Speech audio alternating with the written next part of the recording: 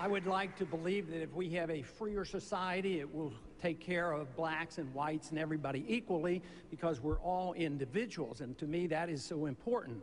But if we had equal justice under the law, I think it would be a big improvement. If we had probably a repeal of most of the federal laws on drugs and the unfairness on how blacks are treated with these drug laws, it would be a tremendous improvement. Congressman Paul.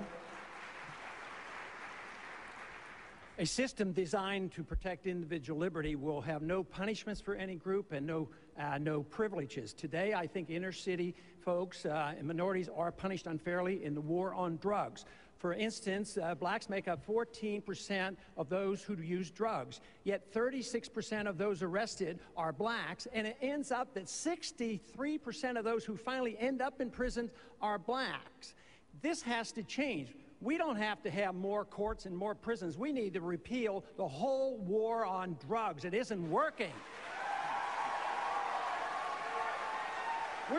We have already spent over $400 billion since the early 70s, and it's a wasted money. Prohibition didn't work.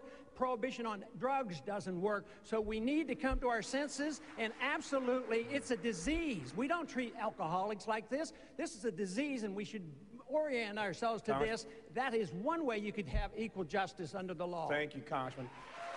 The next question will be asked. Congressman Paul's support has gradually been slipping for the death penalty among all Americans.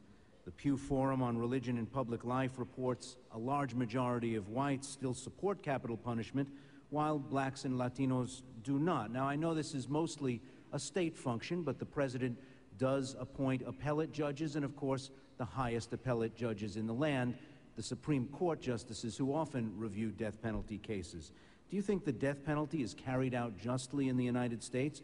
And do you want to see it continued during your presidency? 30 seconds, Congressman. You know, over the years, I've held pretty rigid to all my beliefs, but I've changed my opinion about the death penalty. For federal purposes, I no longer believe in the death penalty. I believe it has been issued unjustly. If you're rich, you get away with it. If you're poor and you're from the inner city, you're more likely to be prosecuted and convicted. And today, with the DNA evidence, there's been too many mistakes, so I am now opposed to the federal death penalty. Thank you, Congressman. Senator Brownback. I'm not a racist. As a matter of fact, Rosa Parks is one of my heroes. Martin Luther King is a hero because they practice the libertarian principle of civil disobedience, nonviolence.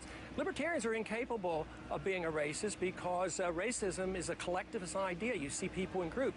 A civil libertarian like myself see everybody as an important individual. It's not the color of their skin that is important, as Martin Luther King said.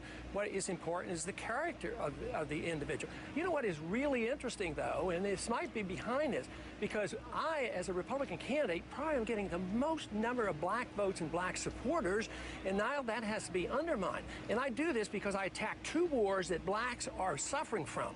One, the war overseas. In all wars, minorities suffer the most, so they join me in this position I have against the war in Iraq. And what about the war on drugs? What other candidate will stand up and fight in the can and say, I would pardon all blacks, all whites, everybody who are convicted for nonviolent drug acts and drug crimes? And this is where the real discrimination is. Let me finish this because I got to get my message back, because you put the other message out.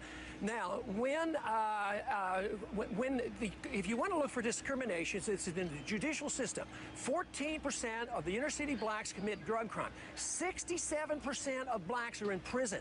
That's discrimination. That's the judicial code that I am attacking, and that is not racism. What I defend is the principle of libertarianism, where we never see people who belong to a group, and every individual is defended and protected because they're important in the individual, not because of their color of skin, but of their character. So I am the anti-racist because I am the only candidate, Republican or Democrat, who would protect the minority against these vicious drug laws.